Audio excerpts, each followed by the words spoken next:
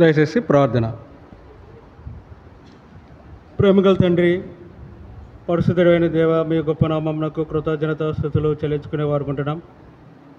మహాగణుడవు, మహోన్నతుడు, పరిశుద్ధుడువు, ఆది సంభూతుడువు, ఆది అంతం లేని దేవుడువు, మహిమగల దేవుడువు, సర్వశక్తి గల దేవుడువు, సర్వమును శక్తి గల దేవుడువు. అటువంటి గొప్ప నామంలో మరొకసారి ఈ ఈస్టర్ రిజరెక్షన్ డే పునరుద్ధాన దినమందు ప్రపంచంలోని కోట్ల కొలది మీ పరిశుద్ధులు మీ యొక్క మందిరంలో చేరి మీ బల్ల యొద్ద సాగిలపడి మీ గొప్ప నామమును ఆరాధించి హెచ్చించి పూజించి కొనియాడేవారు ఉంటుండగా ప్రభా, ఈ యొక్క జీవను ప్రార్థనా మందిరంలో చిన్న సమూహముగా నీ జనాంగముగా మీ సొత్తుగా మేము కూడా మీ గొప్ప నామమును ఆరాధించడానికి మాకు ఇచ్చిన యొక్క సమయమును బట్టి కృతజ్ఞతాస్తుతులు చెల్లించుకునేవారు అనుకుంటున్నాం. ప్రభు ఈ సమయంలో మీ యొక్క వాక్యము, మీ మాటలు మాకు దయచేయము. యోగ్యమైన రీతిలో మేమందరమును ఆరాధించి మీ గొప్ప నామమును మహిమపరచడానికి మీరు కృప చూపించవలసిందిగా ప్రార్థిస్తూ, మరొకసారి ప్రభు నిలబడుచున్న ప్రభు మీ దాసుడు ప్రభు రక్తమాంసములు కలిగినవాడు, కేవలము నన్ను పరిశుద్ధపరిచి పవిత్రపరిచి మీ నోటి బోరగా మాత్రమే వాడుకోవలసిందిగా ప్రార్థిస్తూ, పొంచిన అంధకార చీకటి శక్తులను బంధిస్తూ చక్కటి వాతావరణం దయచేయండి. చక్కటి ఎన్విరాన్మెంట్ మాకు దయచేయండి. ప్రతి విధమైన గలిబిల నుండి కాపాడి మా చుట్టూ మీ కంచె ఉంచమని, మీ యొక్క అగ్ని ప్రకారం ఉంచమని సహాయం చేస్తారని నమ్మచ్చు. మా రక్షకుడైన యేసుక్రీస్తు ప్రభు వారి నామంలో స్తుతించి ప్రార్థించి అడిగి వేడుకుంటున్నాం తండ్రి, ఆమెన్. మనము చదువుకున్న భాగంలో మనం చూసినట్లయితే ఇక్కడ మార్కు సువార్త 16వ అధ్యాయంలో విశ్రాంతి దినము గడిసి పోగానే మగ్దలైన మరియు యాకోబు తల్లైన మరియు సలోమేయు వచ్చి ఆయనకు పూయవలనని సుగంధ ద్రవ్యములు కొనిరి. 2వ వచనంలో వారు ఆదివారమున పెందలకడ లేచి బయలుదేరి సూర్యోదయమైనప్పుడు సమాధి వద్దకు వచ్చుచుండగా. ఈ విధంగా మనం చూసినట్లయితే వారు ఎంతో సంతోషంతో ప్రభువు సమాధి వద్దకు వచ్చినట్లుగా చూడగలుగుతున్నాం. ఎందుకంటే ప్రభువుని శ్రమపరిచి ఉన్నారు, సిలువేసి ఉన్నారు, ఆయన చనిపోయాడు. ఆ గుడ్ ఫ్రైడే రోజునే ఆయనను సమాధిలో ఉంచి ఉన్నారు. ఇప్పుడు విశ్రాంతి దినము గడిచిపోయింది. ఇప్పుడు ప్రభు దినము, రెజరెక్షన్ డే, పునరుద్ధాన దినము. వారు ఉదయమునే వచ్చి సుగంధ ద్రవ్యంలో this fragrance speaks about our holiness. వారు ఏ విధంగా అయితే సుగంధ ద్రవ్యములు వారు కొని ప్రభు కొరకు ఆయనకి అప్లై చేయాలని ఏ విధంగా తీసుకుని వచ్చున్నారో, మనము కూడా ఈ యొక్క ఈస్టర్ డే లేకపోతే ఈ పునరుద్ధాన దినమందు లేకపోతే ఈ ప్రభు దినమందు మనము పరిశుద్ధ అలంకారములు కలిగి మన ప్రభువుని ఆరాధించడానికి మనం ఇక్కడ దేవుని యొక్క సన్నిధిలోనికి మనం చేరిన్నాం. చూడండి, ఆయన ఎంత మహామహిమగల దేవుడు. ఆయన సమాధి చేయబడిన ఆ సమాధి మూసివేయబోయే ఆయన యొక్క సమాధిని ఉంచిన అక్కడ రాయి దొర్లించబడి ఉన్నది. ఎందుకంటే రండి, మత్తయి సువార్త 27వ అధ్యాయంలో మనం ఒక 2 వచనములు మనం ఇక్కడ చూసినట్లయితే రండి, మత్తయి సువార్త 27వ అధ్యాయము.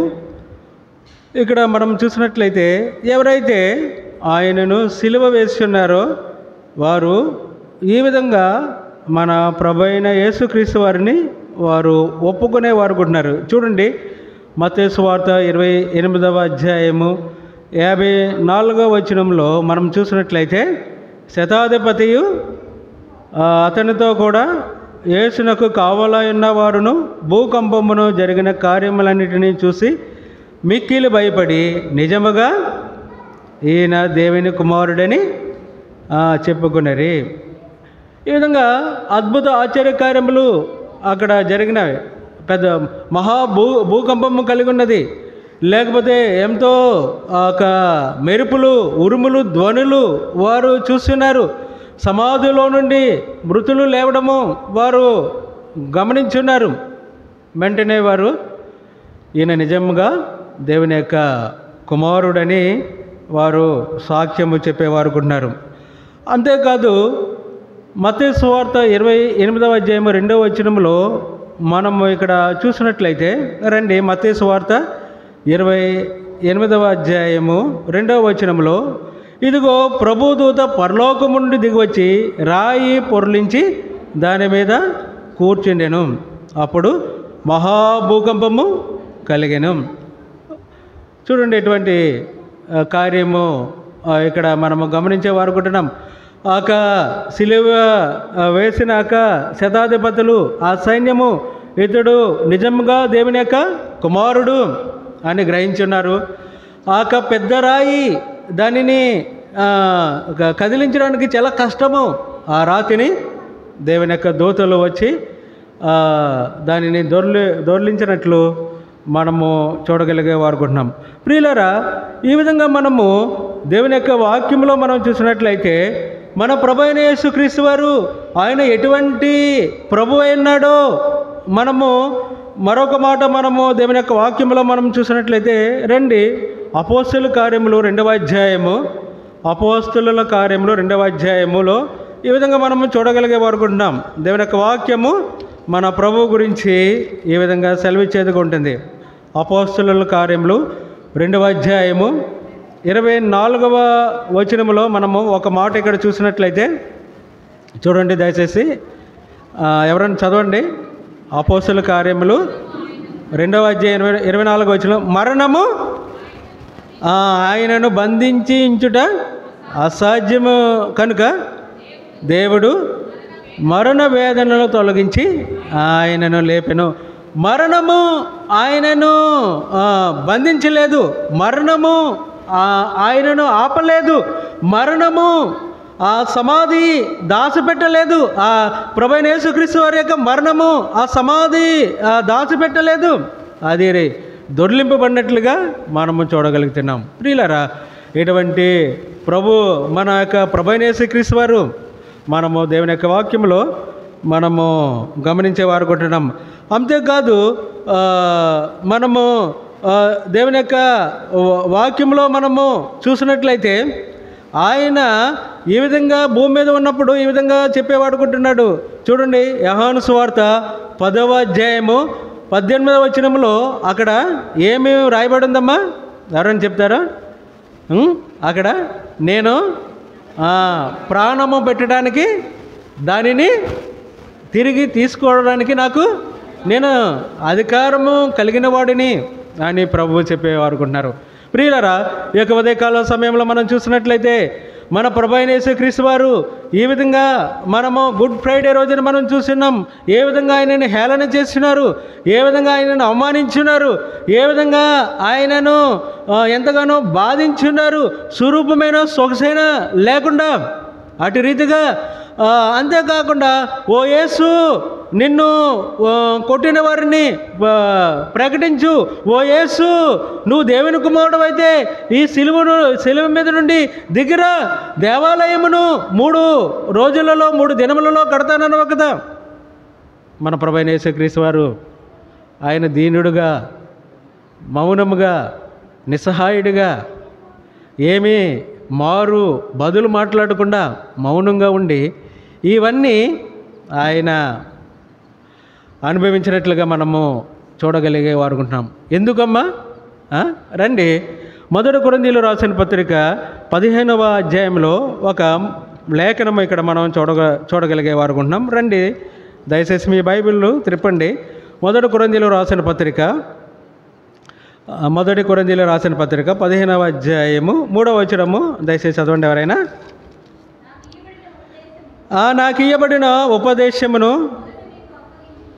మొదట మీకు అప్పగించి తిని, అదేమనగా లేఖనముల ప్రకారము క్రీస్తు మన పాపముల నిమిత్తము మృతి పొందెను, సమాధి చేయబడెను, లేఖనముల ప్రకారము మూడవ దినమున లేపబడెను. చూడండి ఇక్కడ లేఖనము, the holy scriptures what it tells, ఏమి చెప్పేకుంటున్నాయంటే లేఖనముల ప్రకారము అదేమనగా లేఖనముల ప్రకారము క్రీస్తు మన పాపముల నిమిత్తము మృతి పొందెను, సమాధి చేయబడెను, లేఖనముల ప్రకారము మూడవ దినమున లేపబడెను. అసలు ఇక్కడ ఆయన మృతి పొందుతాడు, పాపముల నిమిత్తము మృతి పొందెనని ఉంది, సమాధి చేయబడతాడు, మూడవ దినమున లేపబడెను. కానీ మొదటి వాడు క్రీస్తు మన పాపముల నిమిత్తము మృతి పొందెను. ఎవరు పాపముల నిమిత్తం అమ్మ మృతి పొందెను? మన పాపముల కొరకు. చూడండి పౌలు, మన పాపముల కొరకు క్రీస్తు మన పాపముల కొరకు మృతి పొందెను, సమాధి చేయబడెను మన కొరకు, ఆయన మన కొరకు లేపబడెను. చూడండి ఎంతో చక్కటి మాట. ఆయన ఎందుకు మన పాపముల కొరకు ఆయన మృతి చెందవలసి ఉన్నది? ఏమండి, మనం ఎన్నోసార్లు మనం చెప్పుకుంటూ ఉంటాం పాపముల కొరకు. ఎలాగైనా పాపం వలన వచ్చే జీతము మరణము, పాపం వల్లనే కదా మరణము వచ్చేదిగా ఉంటుంది. ఈ విధంగా మానవుని యొక్క పాపము కొరకు ప్రభువైన యేసుక్రీస్తు వారు ఈ యొక్క లేఖనము అతి స్పష్టంగా ఇక్కడే వ్రాయబడింది. మరి మనం ఇది ఎంత క్లియర్గా మనము ఎక్కడ చూడలేము.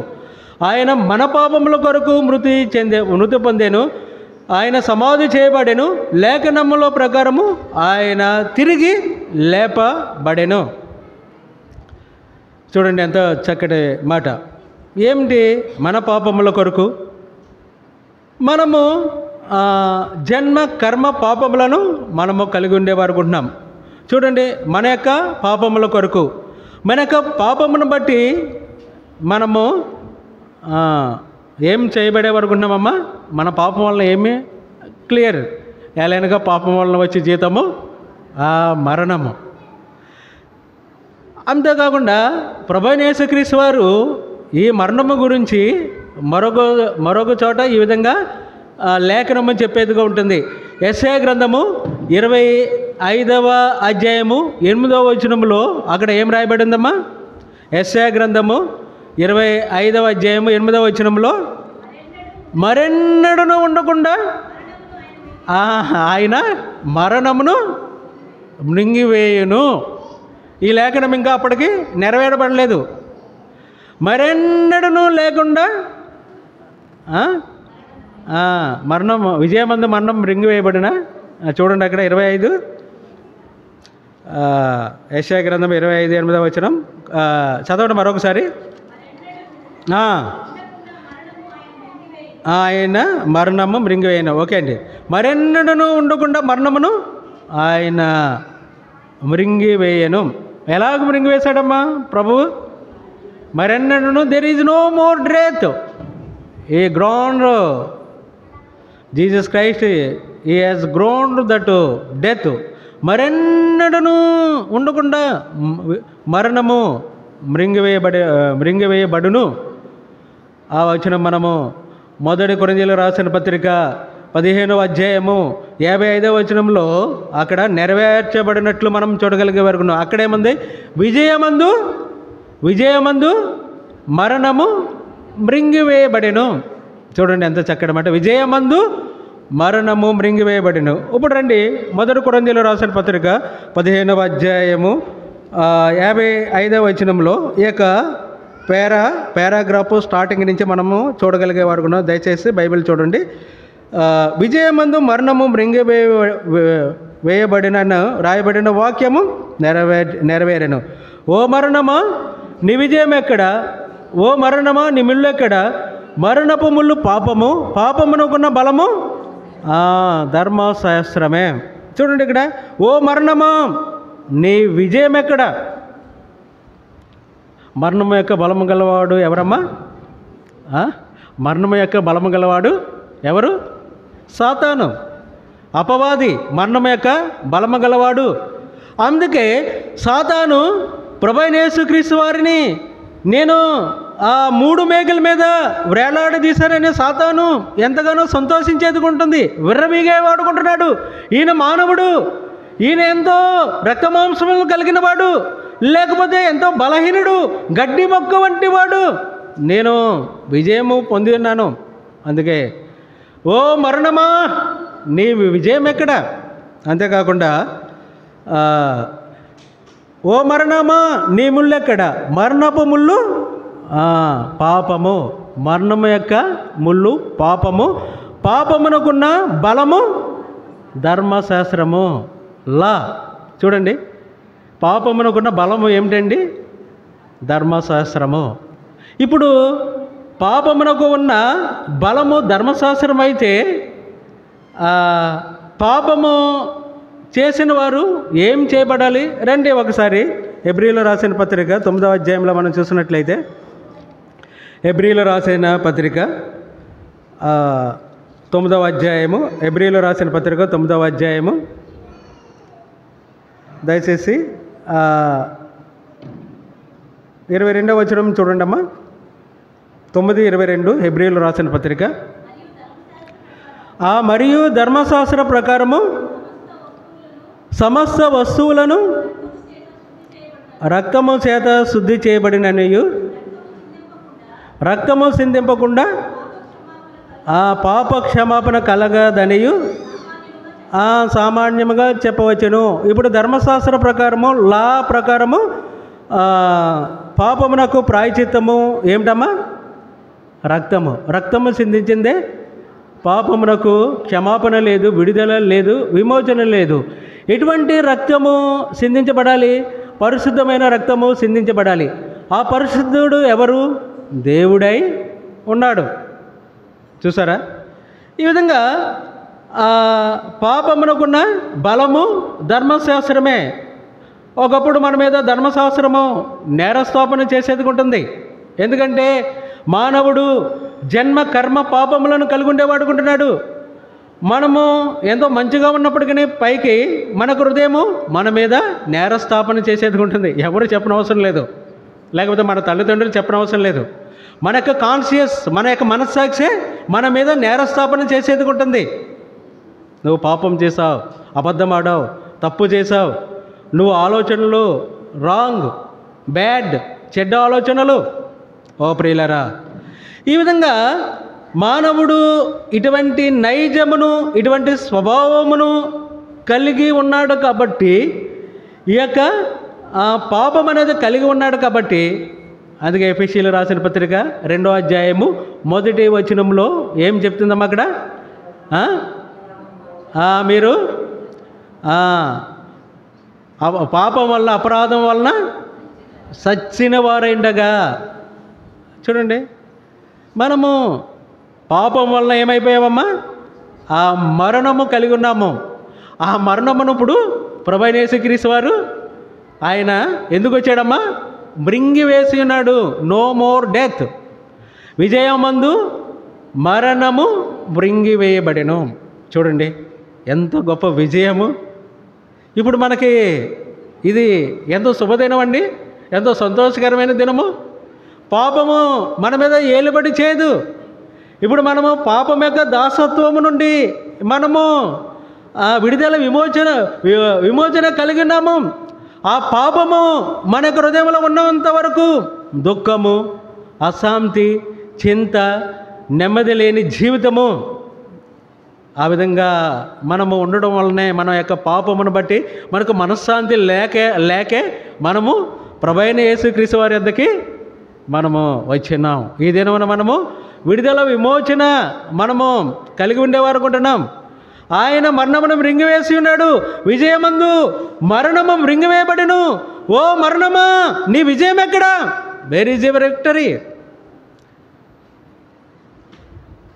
మరణపు ముళ్ళును ఆయన వెరిసివేసి ఉన్నాడు.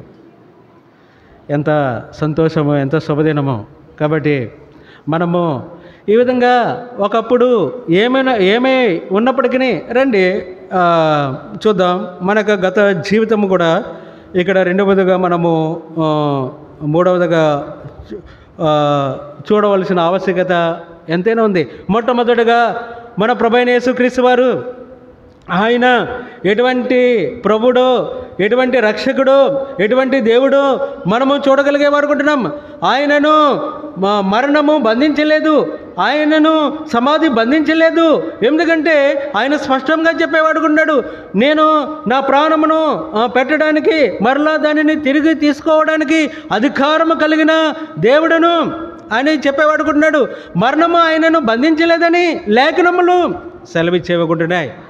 ఇటువంటి ప్రభువుడు ఆయన నీ కొరకు ఆయన మన మీద నేరస్థాపన చేసే ఆ ధర్మశాస్త్రము, పాపమునకున్న బలము ధర్మశాస్త్రము, ఆ ధర్మశాస్త్రమును ఆ పాప ఏదైతే ధర్మశాస్త్రము మన యొక్క పాపమును మన యొక్క పాపమునకున్న బలము ధర్మశాస్త్రము ఏ ధర్మశాస్త్రమును మన మీద నేరస్థాపన చేస్తుందో. అంతేకాకుండా ఇక్కడ మనము చాలా విషయాలు మనము చూడవచ్చు. పాపమునకున్న బలమైన మరణమును, పాపం వల్ల వచ్చిన మరణమును ఆయన మృంగివేసినట్లుగా మనము చూడగలిగేవారుకుంటున్నాం. ఏమిటి మన యొక్క పాపమని మనం చూసినట్లయితే అది ఎఫెసీయులకు రాసిన పత్రిక 2వ అధ్యాయము 1, 2, 3 వచనములలో ఒకసారి మానవుని యొక్క పాపమును మనము చూసిన తర్వాత మనం ముందరికి వెళ్దాం. రండి, ఎఫెసీయులకు రాసిన పత్రిక 2వ అధ్యాయము, ఎఫెసీయులకు రాసిన పత్రిక 2వ అధ్యాయము 1వ వచనము. దయచేసి మీ బైబిల్ చూడండి, నేను చదువుతున్నాను. మీ అపరాధముల చేతను పాపముల చేతను మీరు చచ్చిన వారై ఉండగా ఆయన మిమ్మును క్రీస్తుతో కూడా బ్రతికించెను.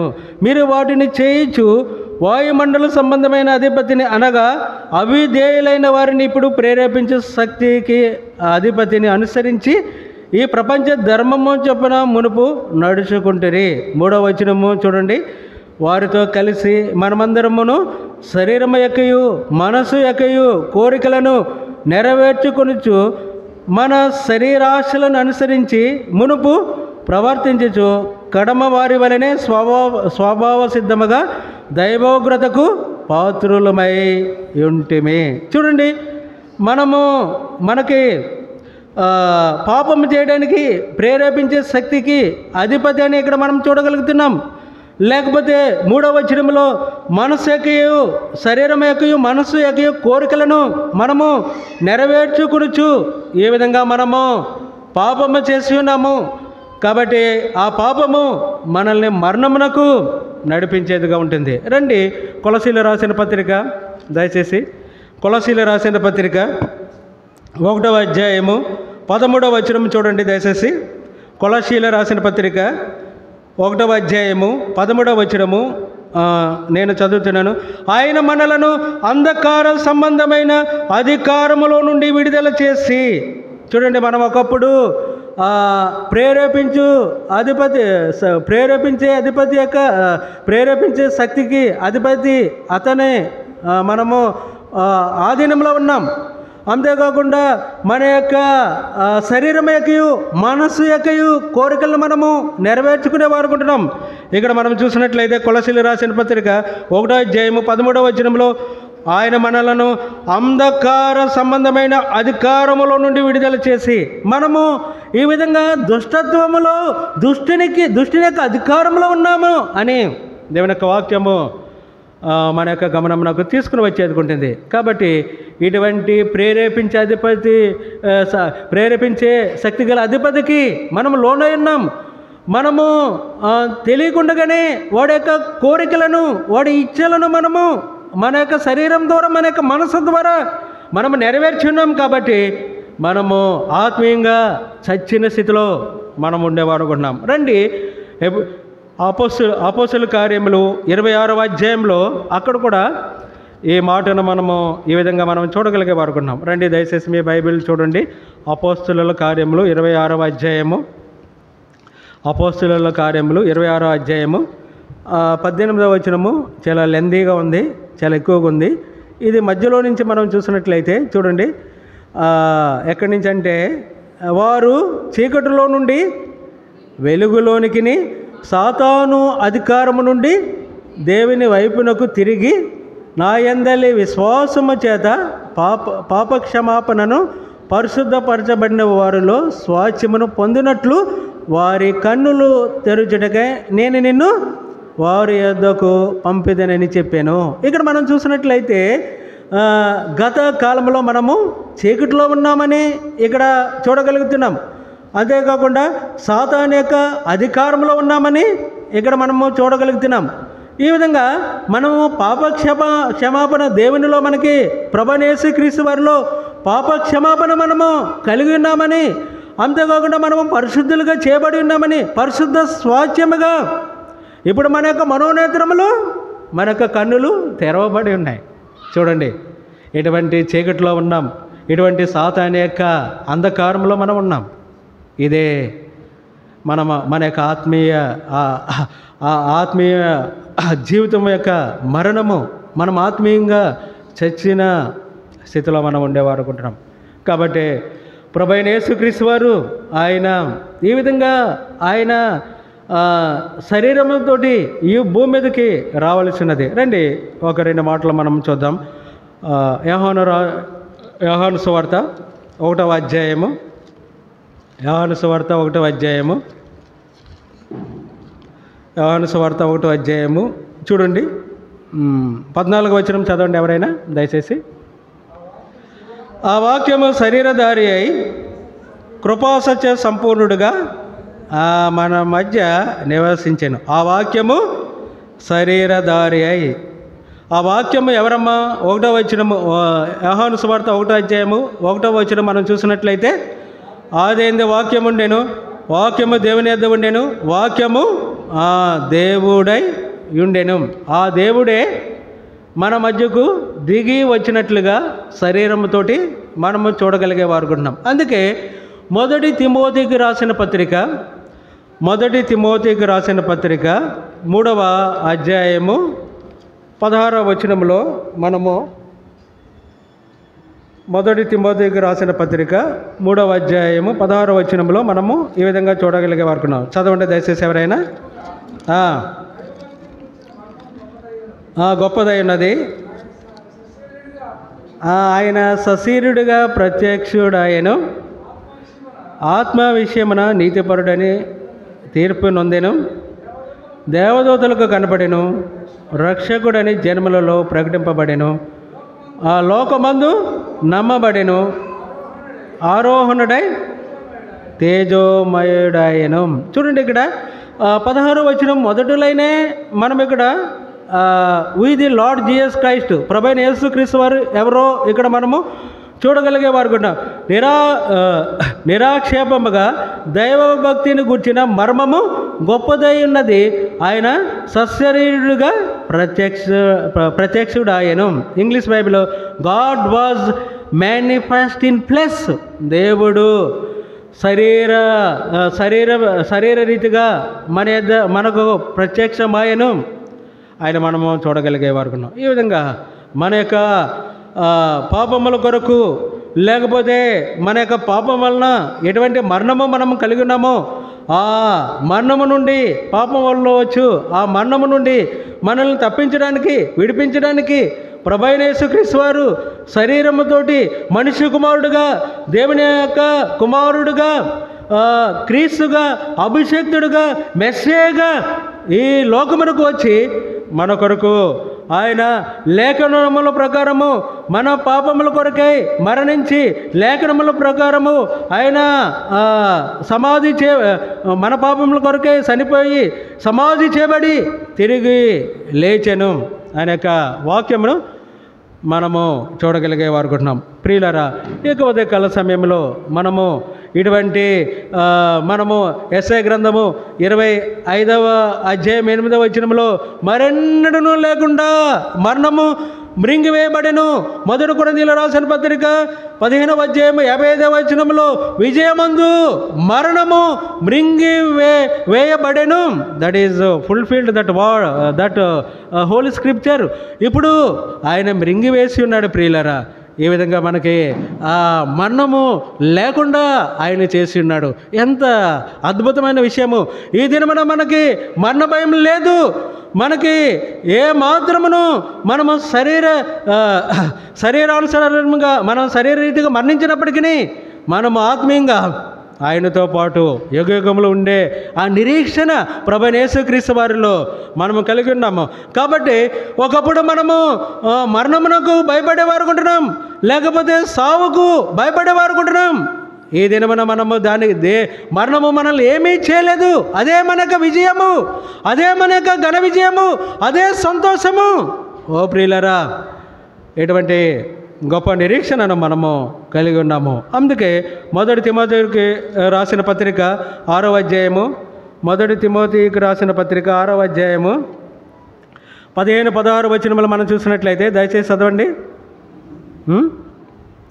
మొదటి తిమోతికి రాసిన పత్రిక 6వ అధ్యాయము 15వ వచనం 16వ వచనం. శ్రీమంతుడును అద్వితీయుడునగు సర్వాధిపతి యుక్త కాలముల యందు ఆ ప్రత్యక్షతను కనబరుచును. ఆ సర్వాధిపతి రాజులకు రాజును ప్రభువులకు ప్రభువునై ఉన్నాడు. సమీపింపరాని తేజస్సులో ఆయన మాత్రమే వసించుచు అమరత్వము గలవాడై ఉన్నాడు.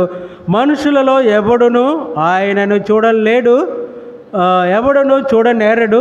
ఆయనకు ఘనతయు శాశ్వతమైన ప్రభావమును కలిగి ఉండును గాక. చూడండి, ఆయన ఎవరమ్మా? రాజులకు రాజును ప్రభువులకు ప్రభువునై ఉన్నాడు. సమీపింపరాని తేజస్సులో ఆయన మాత్రమే వసించుచు అమరత్వము గలవాడై ఉన్నాడు. అమరత్వం అంటే ఏమిటమ్మా? అమరత్వం నాకు తెలుగులో మాకైతే అంత ఎఫెక్టివ్గా ఉండదు. It is called immortal. Immortal అంటే నశించిపోయేది, క్షయమైపోయేది, నాశనమైపోయేది. అందుకే ప్రభువైన యేసుక్రీస్తు వారిని సాతాను ప్రజలు కూడా ఏమనుకున్నారు? ఈయన మనుషుడు కదా, ఈయన యేసేపు మరియమ్మ కుమారుడు కదా, ఆయన యొక్క సహోదరీలు మనతోటి కూడా ఉన్నారు కదా. ఓ యేసు, నువ్వెంత బలహీనుడు! అర్థమైందండి? ఈ శరీరము ఏం చూపిస్తుందమ్మా? మోర్టల్ నశించిపోయేది, క్షయమైపోయేది. కానీ మన ప్రభువు, మన దేవుడమ్మ ఎవరమ్మా? Is immortal God. అమరత్వము కలిగినవాడు. ఏమిటే అమరత్వము? సావు లేనివాడు. ఆయన దేవుడై ఉన్నాడు. ఆయన ఏదైనాను చేయ సామర్థ్యం గలవాడు. ఎందుకంటే దేవుడు. మనము ఎవరమమ్మా?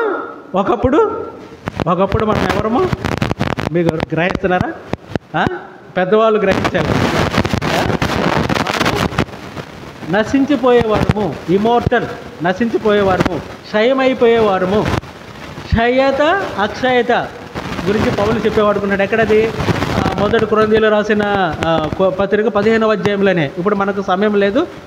క్షయము అక్షయము. ఇప్పుడు మనము అక్షయ బీజము ప్రభువైన యేసుక్రీస్తు వారిలో మనము తిరిగి జన్మించున్నాం. కాబట్టి మనము క్షయము కాము, ఇమోర్టల్. మనము కూడా నాశనము లేనివారము. అదే ప్రభువు చేసిన కార్యము. మరెన్నడను లేకుండా మరణము మృంగివేయబడెను. విజయమందు మరణము మృంగివేయబడెను. ఆయన మన యొక్క పాపమునకు ప్రాయశ్చిత్తం చేస్తున్నాడు. ఏ ధర్మశాస్త్రం అయితే మన మీద నేరస్థాపన చేసేది ఉంటుందో ఆ ధర్మశాస్త్రం గురించి మరొక మాట ఉన్నదండి. అది ఎవరికైనా తెలుసా? కొలసీలు రాసిన పత్రికలోనే ఉంటుంది. శాసనము రాసినవాడు చనిపోయినట్లయితే ఆ శాసనము ఏం చేస్తుందమ్మా? అది చెల్లదు. అర్థమవుతుందా? అంటే ఒక రాజు ఉన్నాడు, ఆ రాజు శాసనం రాశాడు, అతను బ్రతుకున్నంత వరకు. ఆ రాజు చనిపోయి ఉన్నాడు. ఆ రాజు రాసిన శాసనం అతను చనిపోయాడు కాబట్టి that is no more effective. అర్థమవుతుందా? ఇంకా అది కొట్టివేయబడుతుంది, తొలగించబడుతుంది. ఆ విధంగానే మనకి ధర్మశాస్త్రం ఎవరిచ్చారమ్మా? దేవుడి వల్లనే, దేవుడే మనకి ఇచ్చి ఉన్నాడు. మనం చూసాం కదా 5వ అధ్యాయము మత్తయి సువార్తలో, నరహత్య చేయరాదు, వ్యభిచరింపరాదు అని మీరు విన్నారు కదా. ఇప్పుడు నేను చెప్తున్నాను, ఈ విధంగా ఎవరు? ఆ శాసనం రాసిన దేవుడే శరీరంతో భూమి మీదకి వచ్చి ఉన్నాడు. భూమి మీదకి రావడమే కాకుండా ఆ శాసనము రాసినవాడు ఆయన శరీర రీతిగా కలవరి శిలువలో చనిపోయి ఉన్నాడు. రండి ఆ మాట చూద్దాం. కొలసీలు రాసిన పత్రిక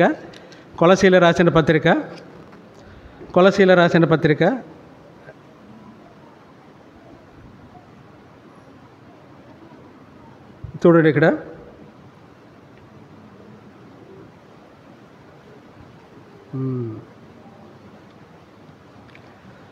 శాసనం గురించి రాయబడింది ఇక్కడ 2వ అధ్యాయము.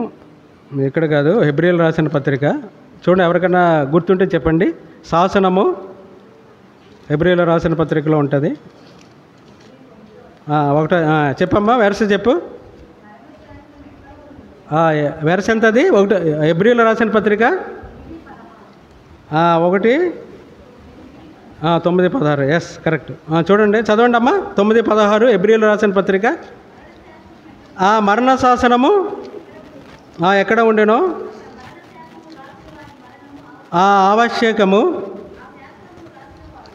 శాసనము రాసినవాడు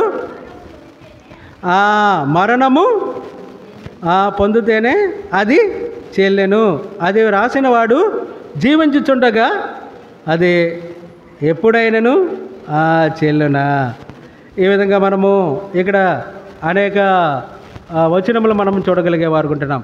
ప్రియులారా, అంతేకాదు కొలసీలు రాసిన పత్రిక. ఇప్పుడు రండి, కొలసీలు రాసిన పత్రిక 2వ అధ్యాయము. కొలసీలు రాసిన పత్రిక 2వ అధ్యాయము 13వ వచనం నుండి చూడండి అమ్మా. మరియు అపరాధముల వలనను శరీరమందు సున్నతి పొందక ఉండుట వలనను మీరు మృతులై ఉండగా దేవుడు రాతరూపకమైన ఆజ్ఞల వలన మన మీద రుణముగాను మనకు విరోధముగాను నుండిన పత్రమును మేకులతో సిలువకు కొట్టి దాని మీద సేవ్ రాతను తుడిసివేసి మనకు అడ్డము లేకుండా దానిని ఎత్తివేసి మన అపరాధములన్నిటినీ క్షమించి ఆయనతో కూడా మిమ్మును జీవింపజేసెను. చాలండి. ఎటువంటి విజయమును మనకి దేవుని ప్రభువైన యేసుక్రీస్తు వారు మనకు అనుగ్రహించున్నారు. పాపముతోటి శాపముతోటి శరీరేచ్ఛలు మనస్సేచ్ఛలు నెరవేర్చుకుంటూ అంధకార సంబంధమైన శక్తికి మనము లోబడుచు సాతాను యొక్క ఆధీనంలో ఉన్న మనకు ప్రభువైన యేసుక్రీస్తు వారు ఈ విధంగా ఆయన కలవరి శిలువలో ఆయన బలిగా ఆయన ఆ లేఖనమును నెరవేర్చడం ద్వారా, లేకపోతే ఆయన చనిపోవడం ద్వారా ఆయన శాసనమును ఆయన లిఖించి ఉన్నాడు. ఆ శాసనకర్త ఇప్పుడు శరీరరీతిగా మరణించి ఉన్నాడు. ఎటు చూసినప్పటికీ మనకి విజయము, మన యొక్క పాపము యొక్క రుణపత్రము మన మీద నేరస్థాపన చేసే మన యొక్క కాన్షియస్, నువ్వు పాపం చేస్తున్నావు, నువ్వు తప్పుదం చేస్తున్నావు, నీవు పొరపాటు చేస్తున్నావు, దానిని ఆయనతో పాటు శిలువకు మేకులు కొట్టి మనకు విరోధముగా రాయబడిన ఆ పాపపు రుణపత్రమును, ఆ పాపపు పత్రమును ఆయన మేకులు కొట్టి ఆయన యొక్క సేవరాతను తుడిసివేసి ఆయనతో కూడా మనల్ని జీవింపజేసి ఉన్నాడు.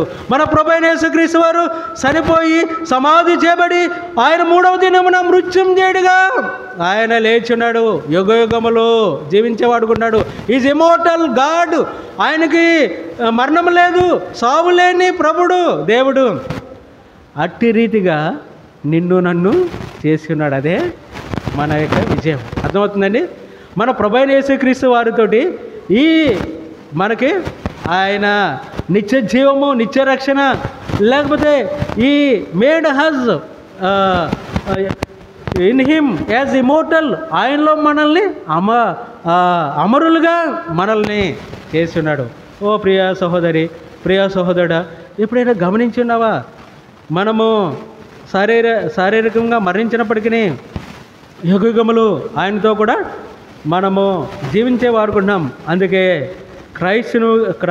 క్రైస్తవుడుకున్న ఒక శుభప్రదమైన నిరీక్షణ ఇదే ప్రియులారా. ఇదే మన యొక్క విజయము, ఇదే మన యొక్క ఆనందము, ఇదే మన యొక్క సంతోషము. ఇది ఇంకా ప్రభువైన యేసుక్రీస్తు వారు మనకి ఎట్టి రీతిగా మనకి ఇటువంటి జీవితమును, ఆయనతో పాటు జీవించే జీవితమును మనకు అనుగ్రహించున్నాడు. మరొక మాట మనము చూసినట్లయితే రండి, హెబ్రీయులు రాసిన పత్రిక 2వ అధ్యాయము, హెబ్రీయులు రాసిన పత్రిక 2వ అధ్యాయము 14వ వచనము చూడండి. దయచేసి మీ బైబిల్ చూడండి, నేను చదువుతున్నాను. కాబట్టి ఆ పిల్లలు రక్తమాంసములు గలవారైనందున ఆ ప్రకారమే మరణము యొక్క బలము గలవానిని అనగా అపవాదిని మరణము ద్వారా నశింపజేయుటకును జీవితకాలమంతయు మరణ భయము చేత దాస్యమునకు లోబడిన వారిని విడిపించుటకును ఆయన కూడా రక్తమాంసములలో పాలువాడయ్యను. ఏం చేశాడమ్మా మన ప్రభు? మరణము యొక్క బలము గలవానిని అంటే సాతానిని, అపవాదిని ఏం చేశాడు? ఆయన మరణము ద్వారా, ప్రభువైన యేసుక్రీస్తు వారి యొక్క మరణము ద్వారా ఏం చేశాడమ్మా? ఈ డిస్ట్రాయిడ్, నాశనము చేసి ఆయన మనల్ని ఆ మరణ భయము నుండి ఆయన విడిపించున్నాడు. అర్థమవుతుందా?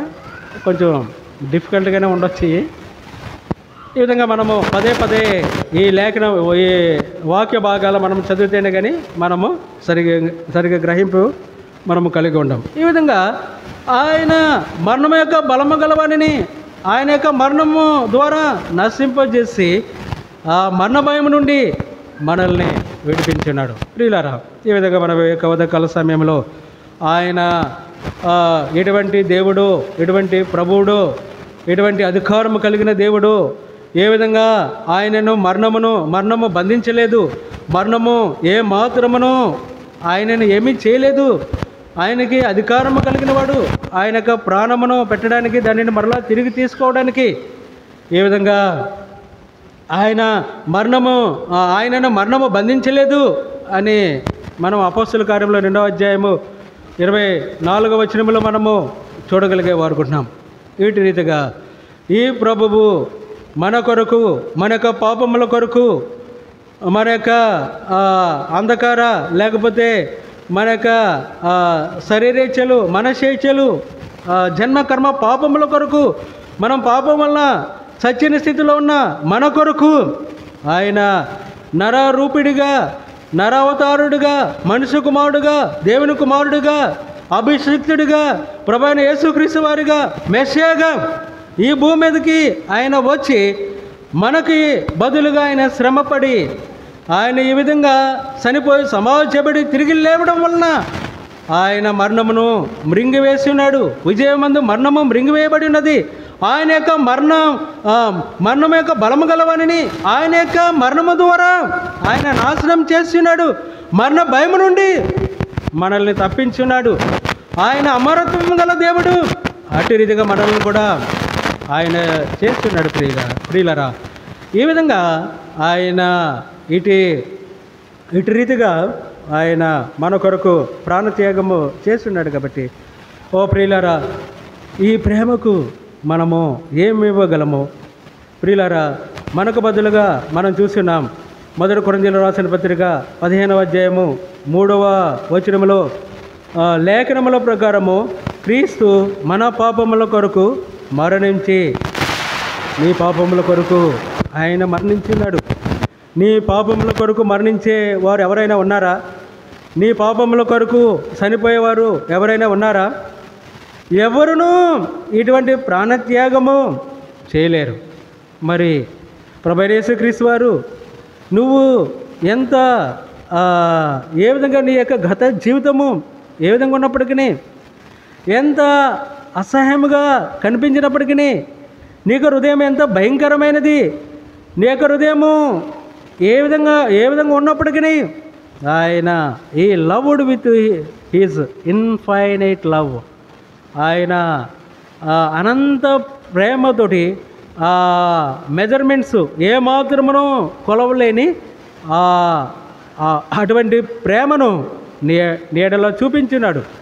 ఏ విధంగా ప్రేమ నీ ఎడల వెల్లడిపరచబడి ఉన్నదంటే ఆయన కలవరి శిలువలో ప్రాణము పెట్టడం ద్వారానే ఆయన యొక్క ప్రేమను మనము గ్రహించేవారు అనుకుంటున్నాం. ప్రియులారా, ఇటు రీతిగా మన ప్రభువు పాపం లేనివాడు, నిందారహితుడు, నీతిమంతుడు, నిర్దోషి, పవిత్రుడు, పాపులలో చేరని ఈ ప్రభువు ఆయన మన యొక్క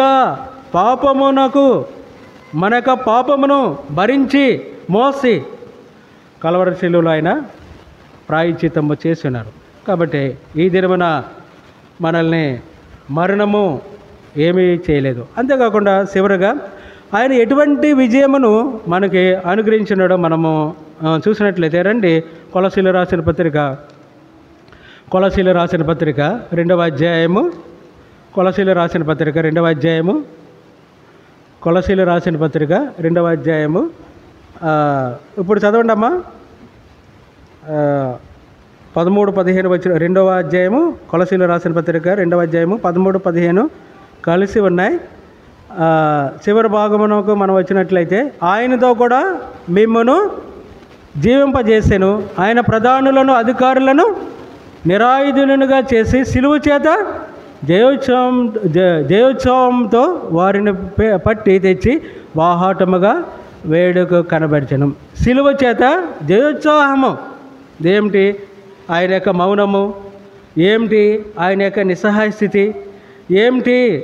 ఆయన ఏమీ మాట బదులు చెప్పలేదు, కేవలము మనకి ఇటువంటి విజయము ఇవ్వడానికే సిలువ చేత జయోత్సాహము.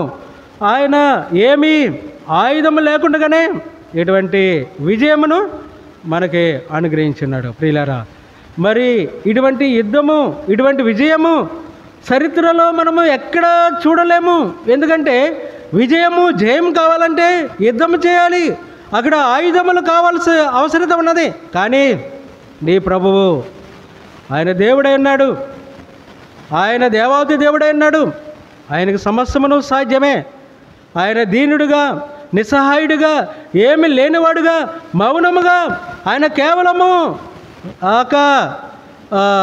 న్యాయాధిపతి ఎదుట మౌనంగా నిలబడడం ద్వారా, నిస్సహాయుడిగా ఆయన చేతులకు కాళ్ళకు మేకులు కొట్టించుకోవడం ద్వారా, ఆయన కలవరి శిలువలో ప్రాణం పెట్టడం ద్వారా, సరిపోయి సమాధి చేయబడడం ద్వారా, ఆయన తిరిగి లేవడం ద్వారా ఇటువంటి గొప్ప జయోత్సవము దేవుడు మనకు అనుగ్రహించినాడు. ప్రియులారా, ఇది మనం గ్రహించి ఇవి ఏ మాట నీ యొక్క హృదయమునకు తాకి ఉన్నదో ఆ మాట నీవు గుర్తెరిగి నీ గత జీవితము, నీ యొక్క శరీరేచ్ఛలు, మనసేచ్ఛలు, అరికాల నుంచి నడినెత్తి వరకు మానవుడు చెడిపోయినవాడు, సర్వమానవులు నీతిమంతుడు లేడు, ఒక్కడును లేడు. ఇటువంటి వారి కొరక ఈ పరిశుద్ధుడు, ఈ యొక్క నీతిమంతుడు ఇటు రీతిగా చేయబడి ఉన్నాడు. ఇటువంటి కఠోరమైన కల్వరి శిలువ బలియాగము, ఎటువంటి ఘోరమైన శిలువ బలియాగము నీ కొరకు నీ ప్రభువు ఆయన రక్తము కార్చున్నాడు. ప్రతి రక్తపు బిందువు ఆయన రక్తము నీ కొరకు నిన్ను క్షమించడానికి, నీకు ప్రాయశ్చిత్తం చేయడానికి, నిన్ను విడుదల విమోచన కలిగించడానికి ఇటువంటి ప్రభువుని ఈ యొక్క ఉదయకాల సమయంలో, ఈ ఈస్టర్ దినమున, ఈ పునరుద్ధాన దినమున, ఈ ప్రభువు దినమున కొన్ని మాటలు అతి స్పష్టముగా, అతి బిగ్గరగా అందరికీ వినిపించేలాగున సర్వ సమాజంలో మనము కొన్ని మాటలతోటి నీ కొరకు ప్రాణం పెట్టిన ప్రభువుని మనము ఆయనను ఆరాధిద్దాం. ఇటు రీతిగా మనము ఆరాధన కలిగి ఉందాం. దయచేసి మన క్రమం చెప్పున ప్రభువును ఆరాధిద్దాం.